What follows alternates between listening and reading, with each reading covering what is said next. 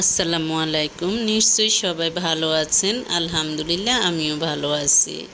আজকে আমি বলবো, আপনি যদি অন্যদের থেকে নিজেকে স্পেশাল করতে চান, স্পেশাল বানাতে চান, তাহলে আপনি যে কাজগুলো করবেন, যেমন চলার পথে অনেক ধরনের মানুষ থাকবে, আপনার সামনে, আপনার পিছনে, আপনার সাইডে, আপনার প্রতিবেশী। সবার মেন্টালিটি কোয়ালিটি কিন্তু সেম না।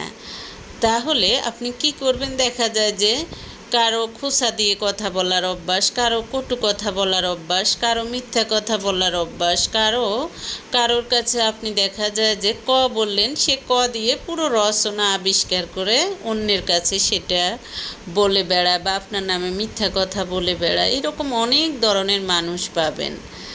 বা আপনাকে কেউ হিংসা করে অথবা আপনাকে কেউ অপমান করে, এরকম অনেক মানুষ পাবেন। এগুলোর জন্য আপনি কি করবেন? এগুলোর জন্য আপনি হতাশ হবেন না। সবচেয়ে বড় প্রতিশোধ হলো, অনেকেই বলে যে চুপ করে থাকা। আমি বলবো সবচেয়ে বড় প্রতিশোধ হলো আপনি নিজেকে নিজের ভালোর জন্য পরিবর্তন করা। আপনি দেখা যায় যে আপনাকে কেউ কিছু বলল, আপনি কথায় কথায় খেল করে ঝগড়া করলেন অথবা প্রতিবাদ করলেন, এতে আপনার মান সম্মান বরঞ্চ কমবে, আপনার গুরুত্ব কমে যাবে। বরঞ্চ এই কাজগুলো করলে আমাকে মানুষ ছোট করে কথা বলবে, এই কথাগুলো বললে মানুষ আমাকে সম্মান করবে না। যখন আপনি এগুলো ফিল করে আপনি নিজেকে পরিবর্তন করবেন, তখনই আপনি স্পেশাল মানুষ হবেন। অন্যদিকে আরও কিছু পয়েন্ট আছে যেগুলো আমি এখন বলবো। যেমন জীবনে সফল হতে চাইলে দুটো জিনিস প্রয়োজন, একটি হলো জেদ, অন্যটি হলো আত্মবিশ্বাস। পরাজয়ের ভয় পরাজয়ের চেয়েও মারাত্মক।